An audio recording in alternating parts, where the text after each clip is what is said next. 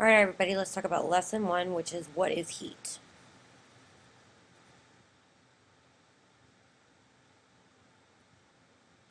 All right, so you are all aware, or should be aware already, that there are types of energy. There are two main types. There are potential energy, which is stored energy, and kinetic energy, which is the energy of motion. So, what is heat? Heat is the energy of random motion of atoms or molecules in a sample of matter. So, heat moves from hot objects to cold objects. So anytime we have this energy transfer, the object that is hotter is going to move energy to the object that is colder. So the hot object's temperature is going to decrease, and the cold object temperature is going to increase. And we measure this in joules, and you'll see that in table D in your reference packet. So for example, heat goes into this Edie's ice cream, which is going to melt the ice cream, and then heat is radiated out from this hot chocolate. So now let's think. In terms of heat flow, what happens to an ice pack when it's placed on your skin? Well, when you place the ice pack on your skin is hotter than the ice pack. So the heat is going to go from your hand to the ice pack. And in doing so, your hand feels cold.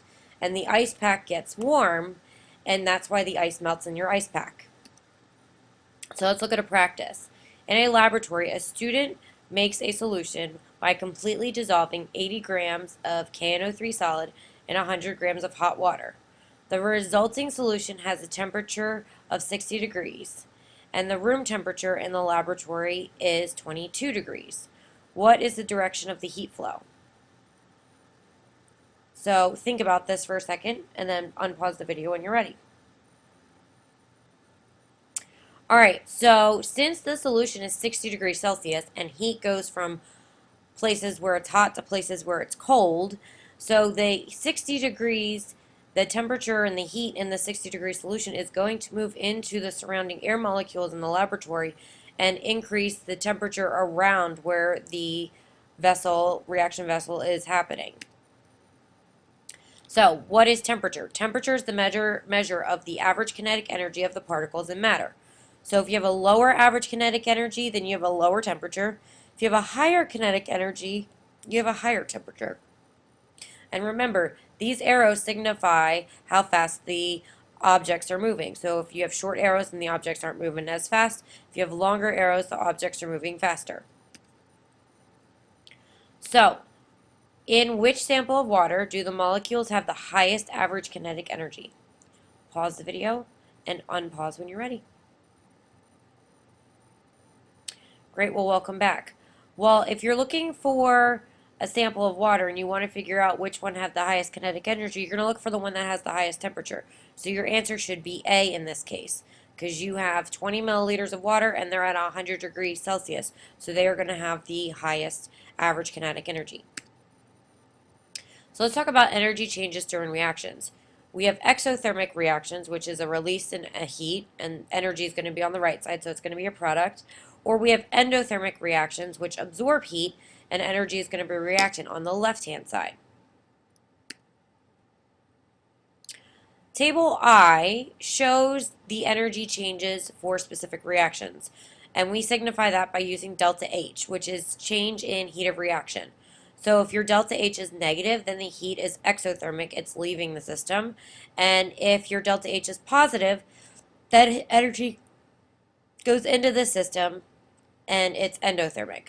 So let's look at this. This example right here, the CH4 plus 2O2, that has a negative delta H value. So that means that it's exothermic. That means that it's going to exit the system and heat is going to be released. So when C2H4 is formed, is heat released or absorbed? Just by looking at the delta H value, it's positive, so that means it's going to be absorbed, it's going to go in because that reaction is endothermic. So what about when C2H4 is broken? Is heat released or absorbed? So that would be the reverse of this. So the reverse of this means that you would have to switch the sign. Since the reaction is reversed, that means that C2H4 is going to be on the left and it's going to make C plus H2. So you're going to have to switch the sign, so that means that energy is going to be released because the energy in this system is now exothermic. All right, let's look at a practice. When C plus O2 yields CO2 gas, is heat absorbed or released? So, pause the video and unpause when you're ready. Great, well, welcome back. Well, the first thing you should have done is looked at your table I and notice that the order that the reaction is asked in the problem is the order that the reaction is listed on table I. And all you have to do is look at the sign. Since the sign is negative, that means that energy is released, so because it's exothermic. Now let's look at this, check your understanding. We're going to go over this in class tomorrow.